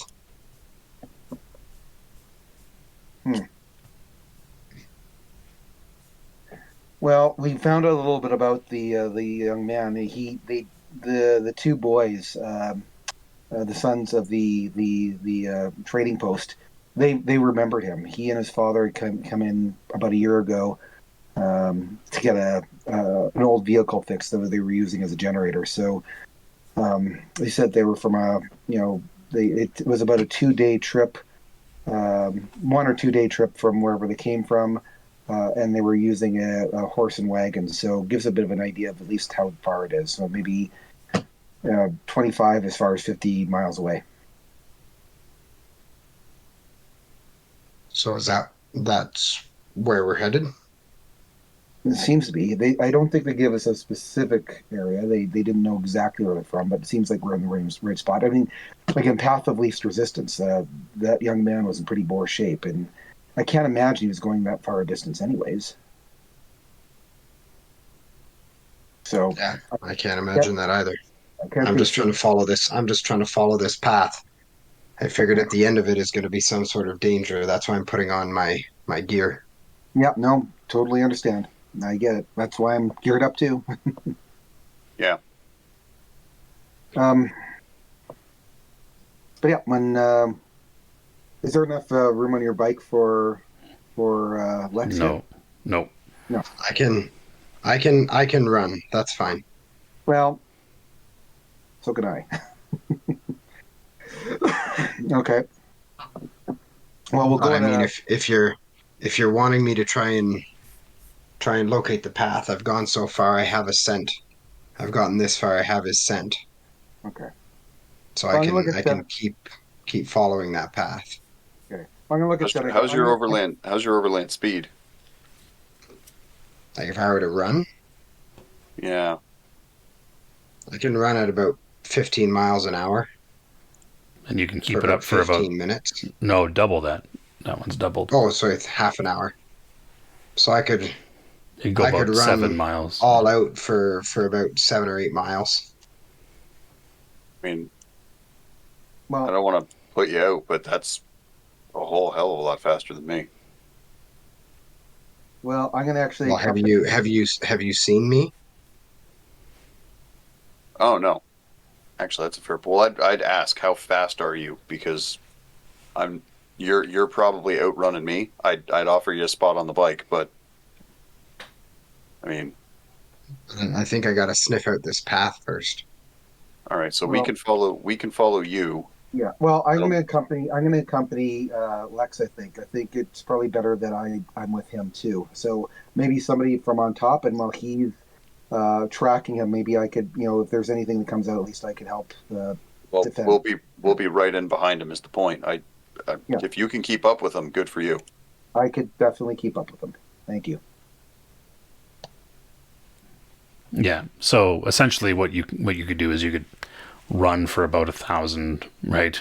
Stop and smell, see if you can keep that, or that's kind of just to see if you can keep on the scent of the guy, and that can be something that you guys are doing as you move forward. Yeah, and let's move back to Portland. There, it doesn't take you very long to weave your way through the woods toward the ley line. People try to avoid it, so there's no real worn path to the ley line. So it's a little slow going through the woods on your hover cycle, but again, you can be up off the ground. So that means you're not really going to be hit by a lot of the lower scrub or anything like that. And you can, it's just the small branches and things like that. So you keep your speed fairly low, but at the same time, it's faster than on foot. And it probably takes you less than an hour to get to the ley line. And you can see the magic energy quite easily. The ley line rises up off the ground quite a ways, and yeah, it's it runs as long. It runs northeast southwest is the direction that it runs, as far as you can see in either direction. So.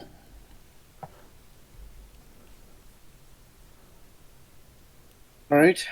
So I'm there at the ley line, and the power is automatic.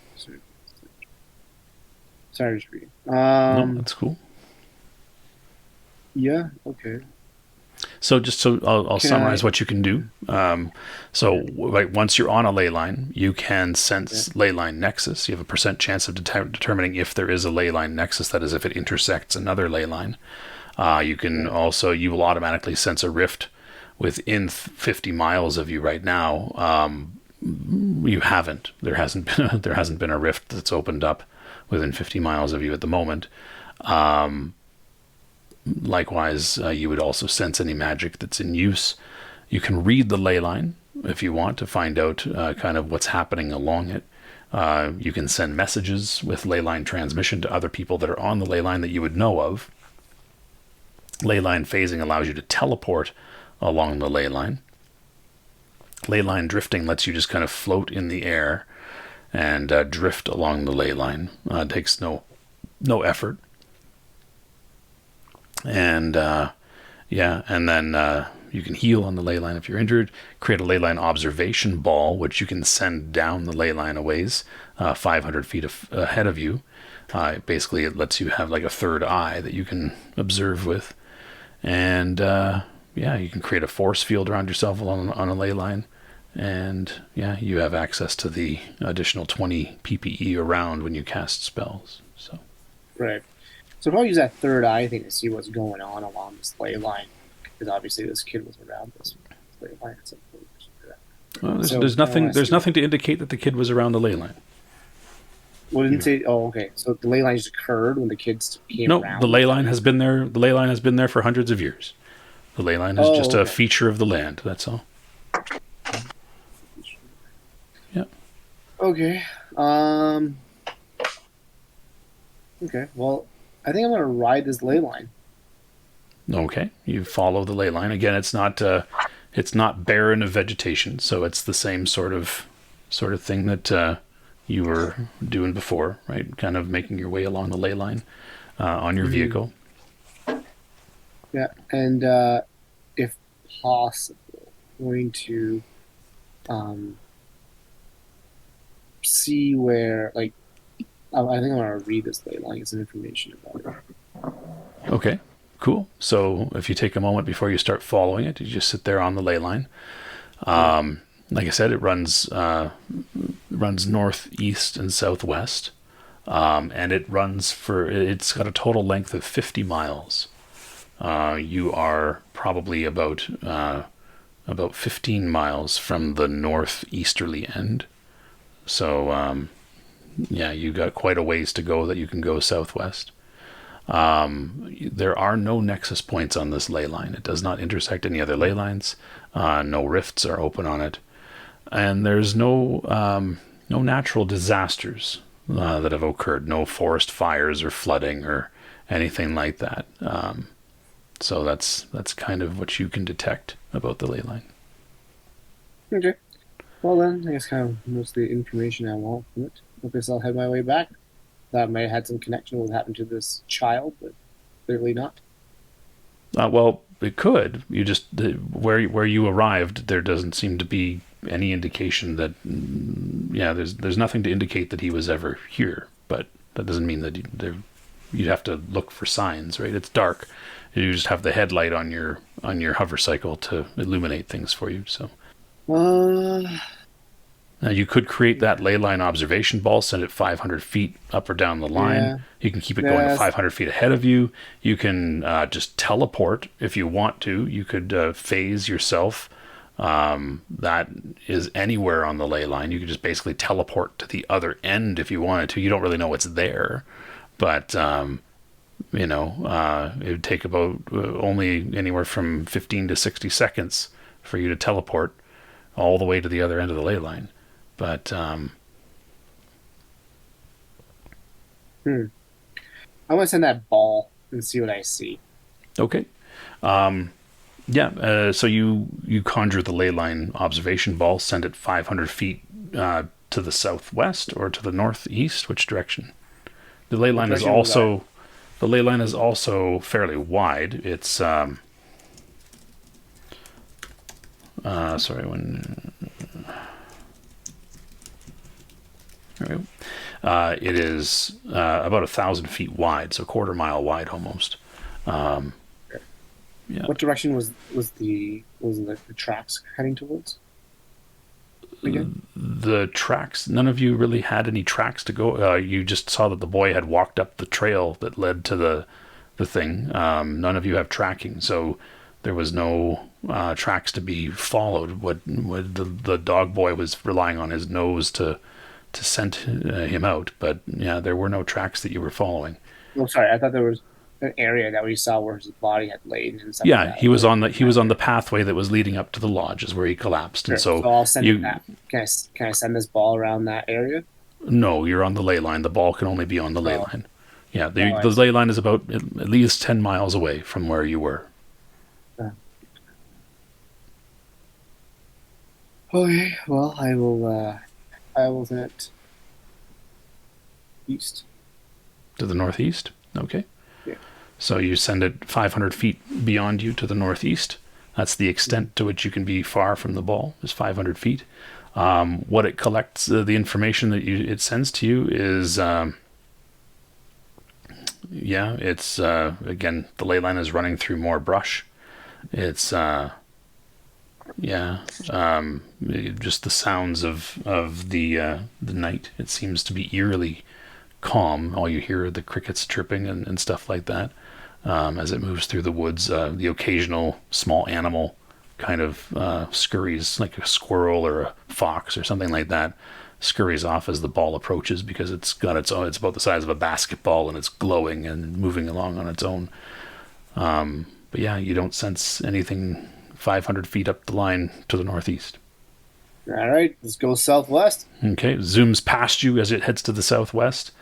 More of the same, really. It's a fairly uneventful journey 500 feet to the southwest of where you're at.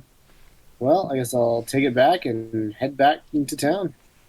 Okay, cool. So you start up you were kind of kept the engine running, I guess, and you make your way 10 miles back to the town. All right. When you get there, you see the townsfolk are still kind of gathered around out front of a couple guys out front are smoking cigarettes out front of the door there, and you kind of land your hover cycle, and they give you kind of a nod as you get off the hover cycle. Great. I mean, do you see which way they headed? The other three? And they were like, no, we were inside. The boy woke up. Oh. Okay. I'm going to go inside and talk to him. All right. So you go inside. Again, there's teenage boy. You can see there's a basin of water that the lady that was serving the soup has kind of washed the blood off of him a little bit there off his head and the like. He's he's just kind of slowly eating a bowl of broth that they've made for him, and she just keeps tapping his head with a cool cloth where he's got a fair contusion on his head. I mean, that was one of the places where he was hurt the worst, so it didn't, the magical healing and the like didn't heal him as most, but one of the guys as you walk in, we'll say it's Norm, points to you coming in with you imagine you take your gas mask off as you walk in, and he says, that's one of the men that healed you. And the boy looks up and says, thank you, sir. Yeah, no problem. What happened exactly? Says, monster it went after our cows. Ate 3 of them, but my dad tried to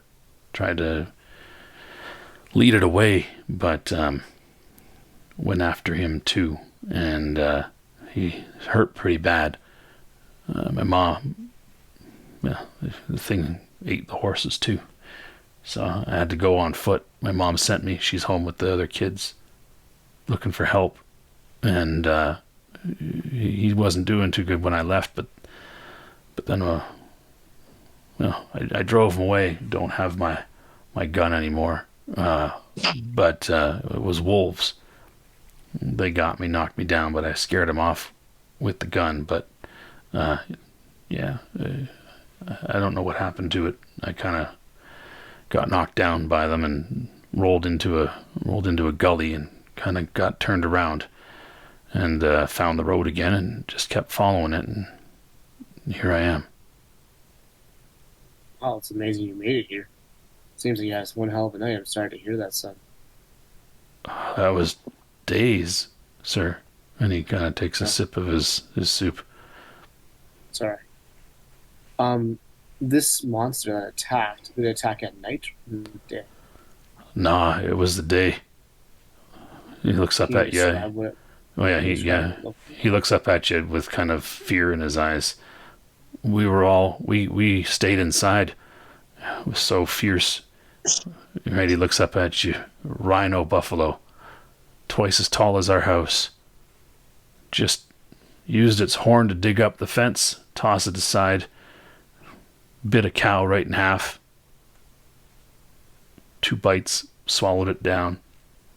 Went after the horses. They tried to run, but never seen a creature jump so far. And do you think it's still there? I don't know. It probably got hungry, went somewhere else, but if it's roaming around, could come this way. Fair enough. Can you direct me to where your farm is? Might be able to help you out with that situation. If it's in the area. Yeah, it's a couple days just following the trail. Really, you gotta when you come to there's a clearing with a big oak. The trail goes through it, but our farm is off to the west. There's a kind of, we got our little trail leading back in there, but it comes to a nice open spot near the river, and that's where my family's been farming for a long time now. Grew up there. Don't remember living anywhere else, he says. Yeah. Do rhino?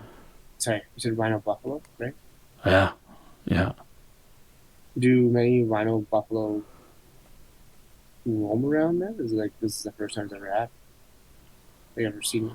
And the folk kind of speak up and say, well, rhino buffalo all over, but they'll only usually attack if they're hungry or if they're injured. Your old man, how did he try to scare it off?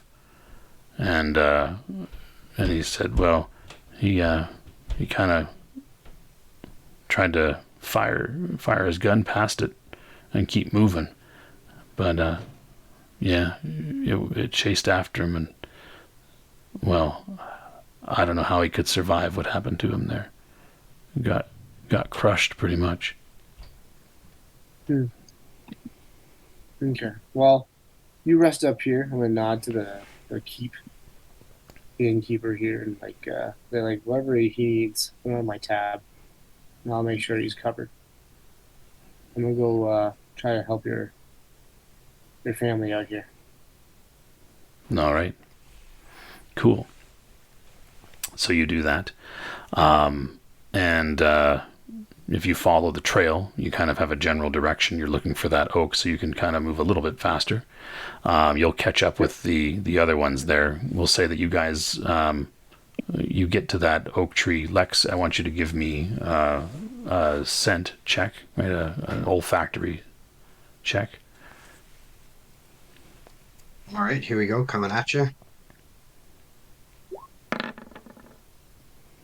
Yeah, for 4 in a sure. row. Yeah, well done. So while you're standing while you guys get to that, there's at that tree, you do pick up the scent, heads off the main trail, going west. That's when you hear the hover vehicle coming up behind you with the Ley Line Walker on it, and yeah, he catches up with you, yeah, there you guys are. I assume you relay the story there, Portland. Yep. Cool. So the 4 of you then can journey following the trail closer to the river, where you see on one of the floodplains of the river, there's a farm and the remains of a ranch. You can smell the carnage there, as whatever the thing ate rather messily. Some of the remains are rather they're kind of rotting and the like. There is a farmhouse there with a chimney, and there's some smoke coming out of the chimney. There's a little bit of you can see a candle on in the window, sort of thing, a light in the window, and that's where we will wrap it up for this first session of Rifts, which is it's been an interesting time trying to get you guys together there, but you did it, and this is where we're gonna leave off for today. So thank you for those of you that tuned in for this first installment. It's a long one. If you liked what you heard, please hit the like, subscribe if you haven't already, leave comments below, tell us what you think. We'd love to hear from you. We got a Discord. Like I said, I'm going to include the links to the core rule books where you can get them at Drive-Thru RPG. We've also got I'll give you the HTML for the sheet for Roll20, and hope that you enjoyed this, and hope that you come back and hang with us again next time. I'm Magnum Pi, always here with Taekcu, Golgotha, Vahilo, and Dark Templar, because we are Initiative Zero.